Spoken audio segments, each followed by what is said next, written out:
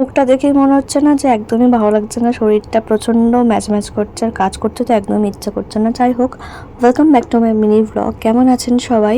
দেন এখানে উঠেই আমি এক গাদা সানস্ক্রিন মুখে লাগিয়ে নিই। দেন আমার বাবার একটা ছোট দোকান আছে, সেখানে রান্না হয় আর আমি একটু হেল্প করে দিই।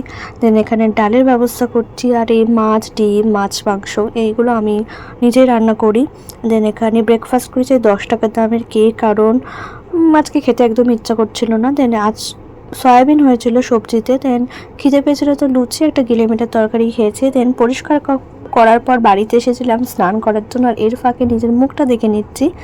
দেন বজরংবলির পুজো করেছি। দেন ভাত, ডাল, সয়াবিন আর পুঁই শাক খেয়েছি।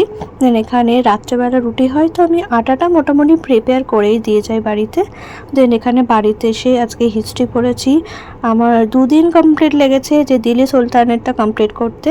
তো দেখা হবে নেক্সট।